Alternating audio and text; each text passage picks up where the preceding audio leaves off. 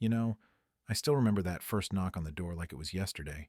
It came barely 2 hours after I'd hauled in the last box, my boots caked in dirt, jeans dusted with sawdust from the old wooden floors. And there they were, three folks standing on my porch like they'd come to deliver bad news about a family pet. The lady in front, visor pulled low over her eyes, clipboard clutched like a shield, didn't even bother with a hello. She just launched right in. "You can't park that truck on the hill like that. It's association property." Her voice sharp as a tack, and I just stood there blinking, thinking, wait, who are you again? "I'm Karen Whitaker," she snapped back, "president of the Pinecrest Ridge Homeowners Association." As if that title carried the weight of the world. Her two sidekicks nodding along, one guy fiddling with his earpiece, the other already snapping pics on her phone like evidence for a crime scene. It hit me right then. This wasn't just some neighborly welcome. No, this was an ambush. And as she rattled on about my roof color being all wrong, the porch swing not matching code, and how my whole cabin wasn't even registered properly, I felt that slow burn inside, the kind that comes from years of dealing with folks who think rules give them a free pass to bully.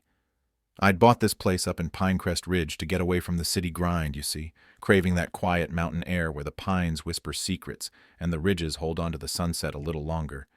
But here was Karen, arms crossed, eyes narrowing behind those chunky shades, declaring my home, built back in the 80s by some old-timer logger, an illegal eyesore that needed fixing or fines would fly. I chuckled low, leaning against the doorframe. "Lady, this cabin's older than your association's charter." But she just huffed, "Then it was built wrong. Hand over your land docs by Friday or else." Her pen jabbing the air like an accusation. And as they marched off, I shut the door, heart pounding not from fear, but from the irony bubbling up because what they didn't know, what nobody in that little clique seemed to grasp, was that I hadn't just bought the cabin. I'd quietly scooped up the whole damn development, every undeveloped lot, every common trail, after digging through dusty records for months, unraveling a mess from a bankrupt timber outfit in the 90s that redrew lines nobody bothered to check. That ownership twist. It was my ace in the hole, born from a deeper itch I'd had since losing a family plot years back to some slick developer who twisted the rules, leaving me vowing never to let land slip through fingers again. So when I found Pinecrest on the market dissolving trust and all, I pounced. But now, facing Karen's crew, it felt personal, like they weren't just enforcing codes. They were guarding their tiny kingdom built on shaky ground, maybe out of jealousy for newcomers shaking things up, or plain old power trips from folks who'd lorded over the ridge too long without question. I dove into the files that night, spreading maps across the kitchen table under a flickering bulb, GIS overlays glowing on my laptop, confirming that slope they claimed. Mine. Those trails they maintained, cutting right across my parcels. It fueled me, that quiet resolve mixing with a dash of mischief. Time to turn the tables, but slow, deliberate, like setting a trap you know will spring just right. Next morning, I rolled into the county recorder's office in town, the place smelling of fresh coffee and old paper, chatted up the clerk, a grizzled guy named Earl who whistled when he saw my name on the deeds. "Callahan, huh? You're the one who bought up the ridge. Gonna stir the pot, son?" And I walked out with a stack of certified maps thick as a novel. Variances from 92 they'd ignored, all proving their common land was a fiction. Back home, there was a violation notice taped to my door, bold letters demanding $400 for non-compliant aesthetics. And I just pocketed it, evidence mounting, then made calls. One to the assessor for an inspection, another to the sheriff about harassment, because this was twice now they'd trespassed with threats, and last to my lawyer, Rachel Pierce, a no-nonsense type who'd chew through red tape like it was taffy. "They're fining you on land they don't own?" She laughed over the phone, keys clacking, "and enforcing codes on a pre-existing build. That's overreach with a side of stupid. Cease and desist incoming." Things escalated quick after that, like a storm rolling in. You install trail cams for peace of mind, right?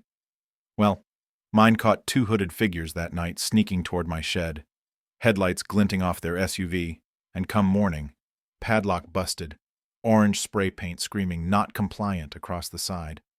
I printed the footage, drove to Deputy Torres at the sheriff's, her shaking her head. Felony vandalism, trespass, pressing charges.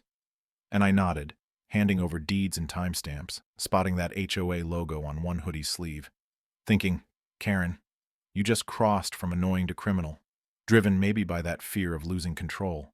Her grip on the neighborhood slipping as outsiders like me poked holes in their facade. She left another note soon after. Remove unauthorized structure, final warning, signed with flourish, but I fired back, planting a private property sign smack in their community garden, which sat on my undeeded land, technically squatted for years, and watched from the ridge as confusion spread. Rachel's cease and desist hit like a thunderclap. I hand-delivered it to Karen's porch, her watering flowers freezing mid-pour, face paling as I said calm, "You've been served. Stop the fines, the notes, the harassment, or face real consequences." And she tore it open, stammering, "This is outrageous. We've kept order here for decades." Her voice cracking with that mix of rage and panic, eyes darting like a cornered animal, and I stepped back. "You've kept illusions. Time's up." Neighbors started whispering then, approaching quiet. Bob, the retired forester, with tales of threatened access roads. Lisa, the electrician, fined for her work van, both nursing grudges from years of intimidation, maybe rooted in Karen's personal vendettas, like Bob once challenging her husband's shady landscaping bids, or Lisa refusing to pay into their funds. We shared coffee on my porch, their stories adding layers, fueling my fire. This wasn't just my fight anymore, it was the Ridge's reckoning. Deeper digs revealed the rot. Rachel uncovered their non-profit status was bogus. No state enforcement power, meaning all those fines. Fraud, collected into accounts under Karen's husband's name, tied to a ghost company. My auditor Martin blew it wide.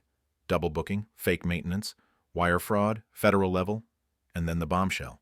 Payments for fire mitigation that never happened, leaving the Ridge a tinderbox, endangering everyone for their pockets, maybe because Karen's hubby skimmed contracts, greed blinding them to the lives at stake. I reported it all. Photos of overgrown breaks to emergency management, Carly there frowning. "This is criminal, falsifying safety docs?"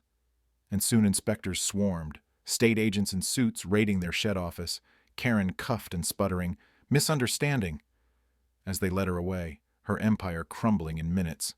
In the blur of subpoenas and arrests, the grand jury loomed. I testified, laying out the timeline, the threats, the vandalism, the fake funds risking wildfires that could have trapped families in flames, and indictments flew. Fraud, endangerment, conspiracy.